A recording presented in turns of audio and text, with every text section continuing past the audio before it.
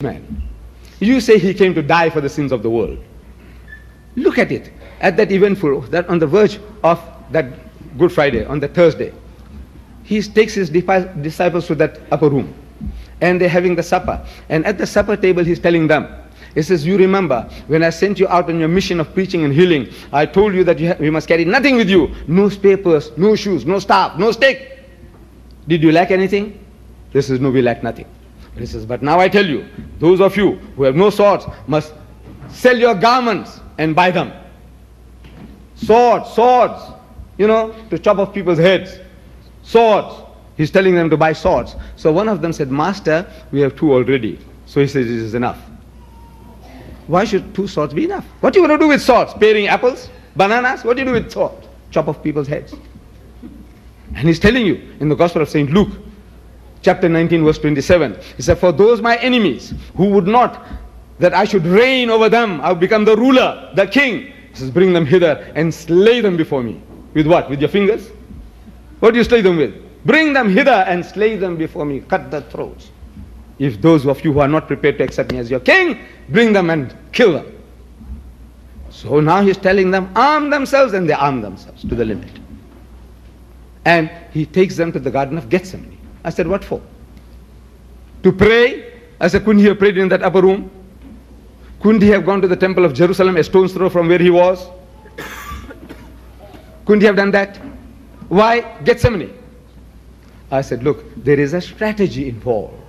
When he takes his disciples to Gethsemane, in the middle of the night, not for prayer, he puts 8 men at the gate. He says, tarry here and watch with me. And he takes with him Peter and the 2 sons of Zebedee, those fighting Irishmen of the time. Peter the rock and the sons of Zebedee, they are called sons of thunder. This is the title given to them. Fighting Irishmen of their time among the Jews. He takes them further into the garden, and he makes an inner line of defense. And he says, sit ye here and watch with me. Watch what? Means keep guard. And he went a little further and fell on his face and prayed to God. Said, oh my Father, if it be possible, let this cup pass away from me, meaning remove the difficulty from me, but not as I will, but as thou wilt. I want you, oh my Lord, I want you to save me. But in the end I put myself at your disposal. And being in an agony, he prayed more earnestly, and his sweat was as if it were great drops of blood falling down to the ground. What a choice. God Almighty has made a choice. There was a contract between father and son before the worlds began, says the Christian. Before the worlds began, there was a contract between father and son. He says, my son, I will send you into the world in the year 4000 after Adam. And I want you to die for the sins of mankind. It looks like Jesus didn't know anything about it. Look how he's behaving. 8 at the gate. Shh. You study here. Shoo, 3, come, follow me. Shh. You sit here. Is this how you prepare for suicide? Is this how you prepare for sacrifice? A willing sacrifice? You tell me.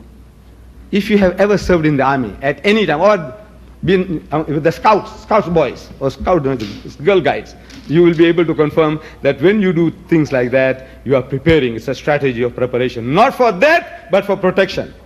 And swords, if the Jews were to come there, he says, I know my people. You see the spirit that the disciples were showing, they were beating the breast in that upper room. So, Master, we are prepared to go to prison for you. Master, we are prepared to die for you.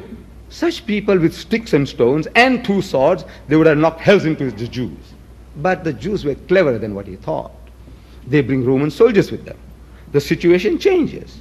Against trained men, what can you do? They'll be cut to pieces, your disciples. So Jesus says, put down your sword, because he who lives by the sword shall die by the sword. Didn't he know this before? He knew. But circumstances changes, and the man changes. He's a master strategist, but he had not come to die, and he had not died. As such, he was neither killed nor crucified. You see, all his actions, post-crucifixion action, supposed to be crucified. After every action, every move that he makes, the way he behaves, is that of a man who has escaped death by the skin of his teeth, not the one who has been resurrected. Thank you.